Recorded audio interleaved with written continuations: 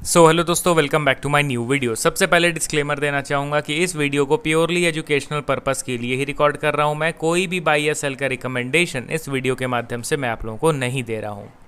And एक reminder भी देना चाहूँगा कि एक पेड टेलीग्राम ग्रुप मैंने ओपन किया है जिसमें आप लाइव मेरे साथ वन ऑन वन इंटरैक्ट कर सकते हो। किसी भी स्टॉक के टेक्निकल या फंडामेंटल रिलेटेड डाउट को पूछ सकते हो। एंड ग्रुप ज्वाइन करने के लिए वन टाइम का पेमेंट आपको करना है 3,999 रुपीज़ का। एंड लाइफ टाइम का सब्सक्रिप्शन आपको मिल जाएगा। ग्रुप ज्वाइनिंग लिंक वीडियो के डिस्क्रिप्शन बॉक्स में दिया गया है। वहीं पे मेरा ईमेल आईडी भी मेंशन्ड है, आप चाहें तो मुझे ईमेल भी कर सकते हो फॉर दिस ज्वाइनिंग पर्पस। तो चलिए अब हम लोग बढ़ते हैं स्टॉक्स की ओर। एंड ध्यान रखिए, कल आपके स्टॉक्स को ही मैं एनालिसिस करने वाला हूं, तो कमेंट सेक्शन में भर दीजिए स्टॉक्स के नाम को, क्योंकि कल जितने भी वीडियोस मैं अपलोड करूंगा, 3 वीडियो अपलोड करूंगा, तीनों में मैं 3-4 स्टॉक्स को कवर करूंगा, 5 स्टॉक्स को कवर करूंगा। तो सारे स्टॉक्स कमेंट सेक्शन से ही शॉर्टलिस्ट किए जाएंगे, तो भर दीजिए कमेंट सेक्शन को, ठीक है। तो चलिए अब हम लोग बढ़ते हैं स्टॉक्स की ओर। पहला स्टॉक हमारे लिस्ट में आपके सामने है computer age management services limited. Currently अगर देखा जाए तो 751 के लेवल पे ये ट्रेड कर रहा है। लास्ट ट्रेडिंग सेशन में फ्लैट कारोबार हुआ है। वैल्यूएशन क्वाइट अट्रैक्टिव, एक टाइम पे 90 के ऊपर पी रेशियो था, अभी देखा जाए तो 40 के आसपास आ गया है। एंड अर्निंग लगातार बढ़ रहा है, जिस हिसाब से इसको एक्सट्रीमली अंडर वैल्यूड हम लोग इजीली कह सकते हैं। एंड कैम्स के लेटेस्ट म्यूचुअल फंड के होल्डिंग पे अगर आप नज़र डालोगे तो पता चलता है कि जून मंथ में यहाँ पे एग्रेसिव बाइंग हुआ है दोस्तों, नॉर्मल बाइंग नहीं, एग्रेसिव बाइंग।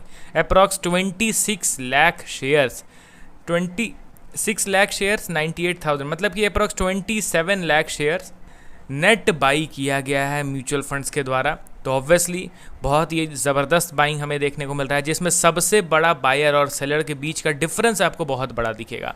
यहाँ पे UTI mid cap fund regular growth, इन्होंने बेचे हैं 3,15,000 शेयर्स। वहीं कोटक आर्बिट्रेज फंड, इन्होंने खरीदे हैं 10 लाख शेयर्स। तो बाइंग का जो रेशियो है ना, वो काफ़ी ज़्यादा हमें दिख रहा है। अब यहाँ पे टेक्निकल वाइज इसके चार्ट को भी हम लोग देख लेते हैं, तो आपको पता चलेगा कि अभी करेंटली ये अपने रेजिस्टेंस लेवल पे थोड़ा सा स्ट्रगल कर रहा है। जी हाँ दोस्तों, देखिए म्यूचुअल फंड्स यहाँ पे बाई कर रहे हैं, ठीक है। इसका मतलब ये तो नहीं ना कि ये स्टॉक कंटिन्यूसली ऊपर जाएगा।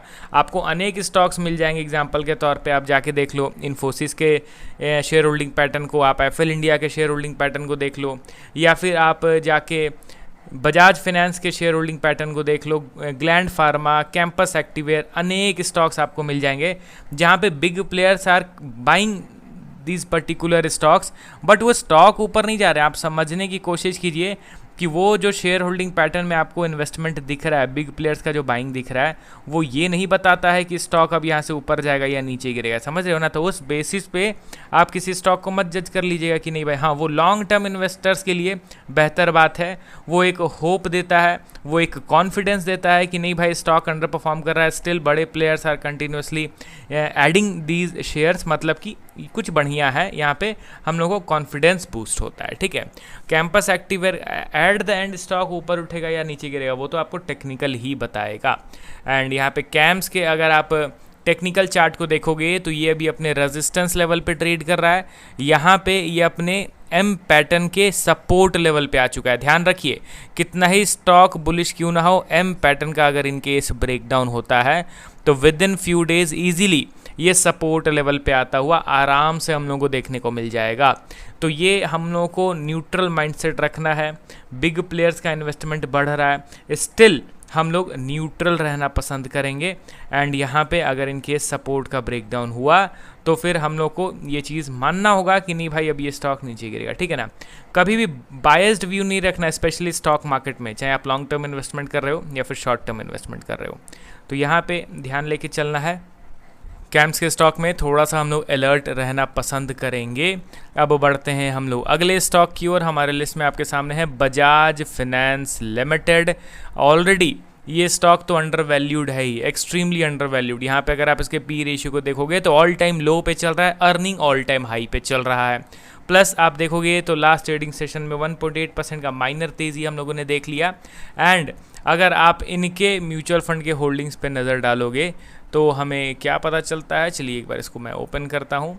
यहाँ पे लेटेस्ट म्यूचुअल फंड होल्डिंग्स तो देखा जाए तो क्वाइट अट्रैक्टिव जैसा एक्सपेक्ट किया जा रहा था। टेक्निकल वाइज भी ये स्ट्रॉन्ग बुलिश बना हुआ है and share holding pattern wise भी देखोगे तो एग्रेसिव बाइंग दोस्तों हो रहा है। कितने शेयर्स अप्रॉक्स खरीदे जा चुके हैं? Approx 4 crore 56 lakh shares net buy किया गया है इस बार म्यूचुअल फंड्स के द्वारा जून मंथ में। तो बहुत ज़बरदस्त बाइंग म्यूचुअल फंड्स के द्वारा हमें देखने को मिल रहा है, जिसमें बायर्स और सेलर्स के बीच का डिफरेंस ऑब्वियसली ज़्यादा ही रहेगा। UTI Nifty 200 momentum 30 index fund regular growth, इन्होंने शेयर्स को सेल करे हैं 42 lakh shares and Kotak arbitrage 72 lakh shares यहाँ पे नेट बाई किया गया है।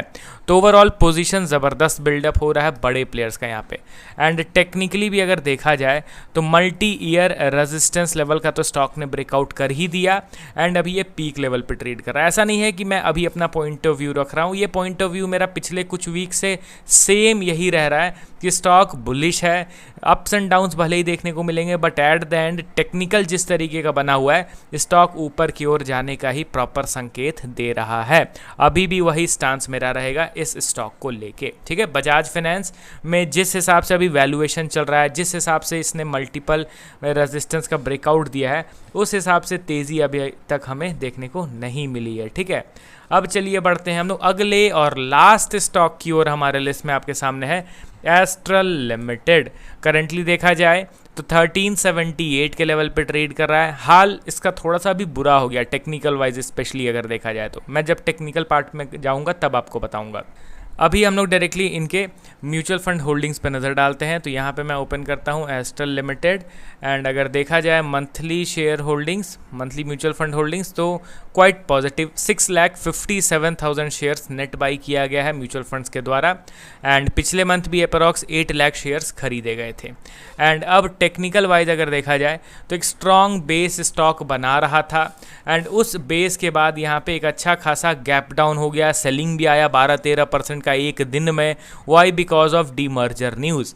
बट उस समय भी मैंने आपको क्या कहा था, एक दिन इंट्राडे में स्टॉक गिरा था उस दिन अप्रॉक्स देखा जाए तो 8%, उसके अगले दिन गिर गया फिर 3%, बट स्टिल मेरा व्यू सेम था कि स्टॉक गिर रहा है कोई दिक्कत नहीं है, बट ये जो सपोर्ट हम लोगों ने ड्रॉ कर रखा है ना, ये सपोर्ट का ब्रेकडाउन नहीं होना चाहिए। 2 साल से लगे हुए हैं यहाँ पे बेस बनते हुए, बायर्स एक्टिवेट होते हुए, ये टूट गया ना तो अच्छा खासा समय तक फिर ये बेरिश हो जाएगा एंड उस लेवल के अभी भी ऊपर चल रहा है। तो समा होप स्टिल अभी बचा हुआ है हम लोगों के अंदर, मेरे अंदर तो बचा हुआ है कि नहीं भाई ये अभी भी बुलिश बन सकता है। आप अपना पॉइंट ऑफ व्यू बताइए। मेरे हिसाब से अभी परफेक्ट वैल्यू इन्वेस्टिंग वाले लेवल पे भी ये ट्रेड कर रहा है। तो टोटल 3 स्टॉक्स का हम लोगों ने एनालिसिस किया। अब कल मिलता हूँ कमेंट सेक्शन से स्टॉक्स को शॉर्टलिस्ट करते हुए। Okay then, bye bye.